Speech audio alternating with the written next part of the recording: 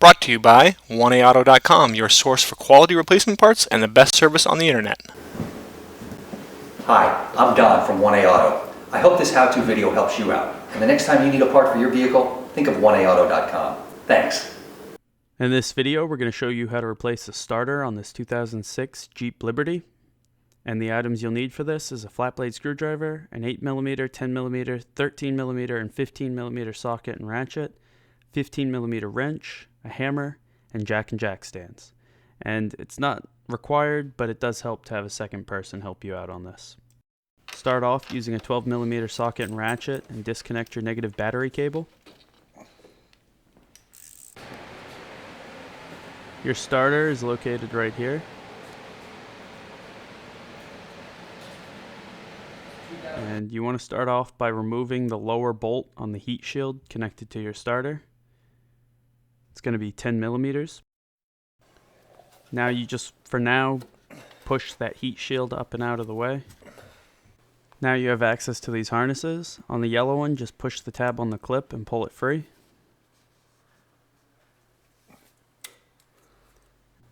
And for this red one, it's held on with a 13mm nut.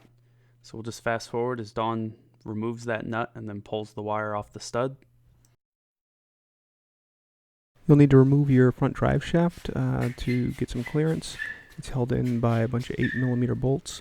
You'll either want somebody to hold it or put your transfer case in four-wheel drive and hold the brakes in order to hold those bolts, and then just loosen them up one at a time. Loosen the front first and then the rear.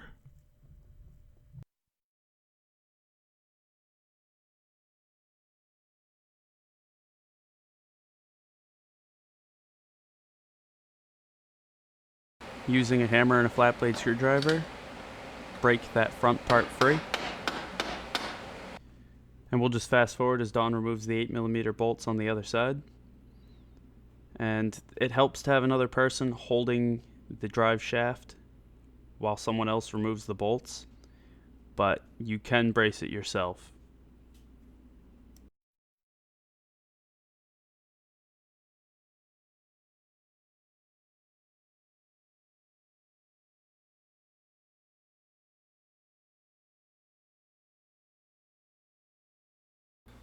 Now again, use a hammer and a flat blade screwdriver and break this in free.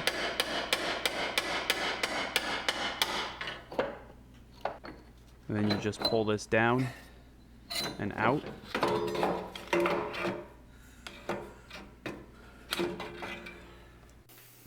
Now on this bracket right here, you'll see there's two 15mm bolts. You want to go ahead and remove both of those.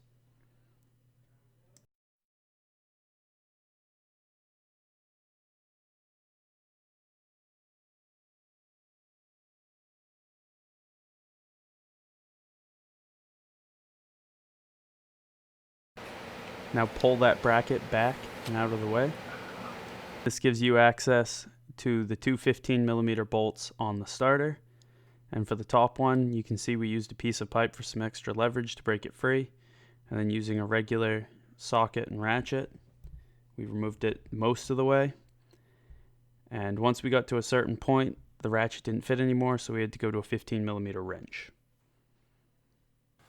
And for the lower one, it's just as simple as using a 15mm socket and ratchet.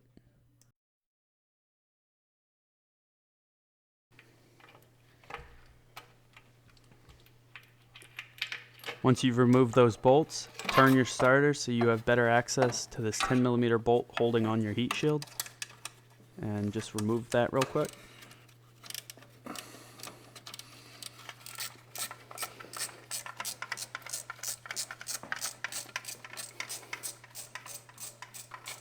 And once it's removed, pull your heat shield down and off, and then you can pull your starter out.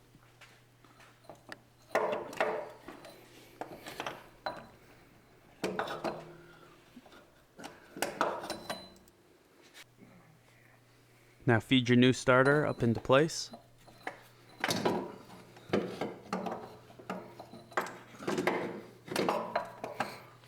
And replace your heat shield and the 10mm bolt you removed last.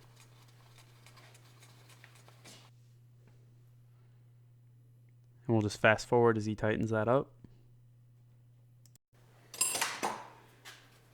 Now put your starter into place.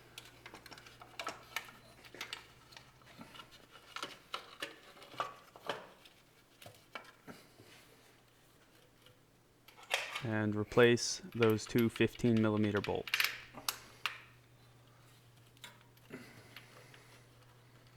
And we're going to fast forward as he replaces both of them and tightens them up. And you can see he's going to use a wrench for the top one. And you want to make sure that these are nice and tight.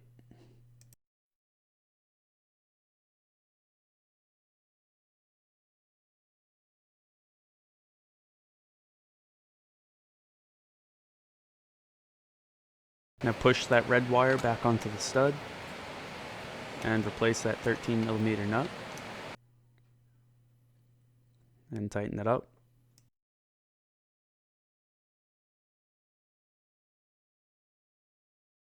Push the yellow wire back into place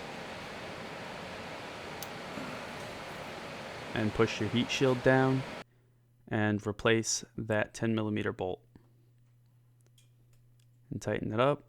And then push your bracket back into place and replace those two 15mm bolts.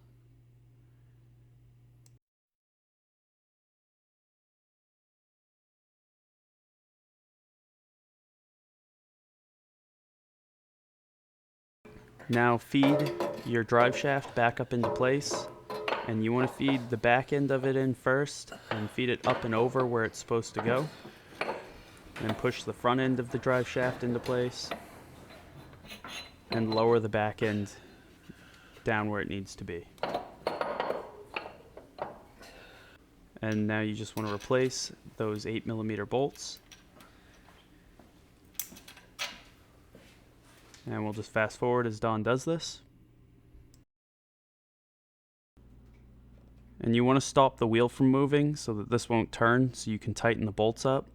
So having a second person to hold the wheel or bracing it some other way, just so that it can't move.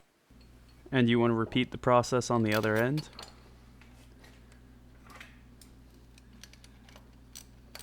And again, we'll just fast forward as Don replaces those 8mm bolts.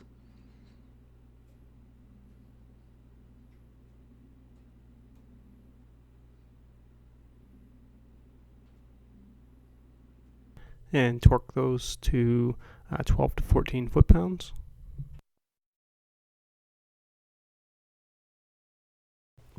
And reconnect your negative battery cable and make sure you tighten it up.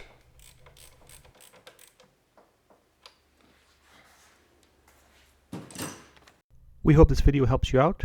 Brought to you by oneaauto.com, your source for quality replacement parts and the best service on the internet.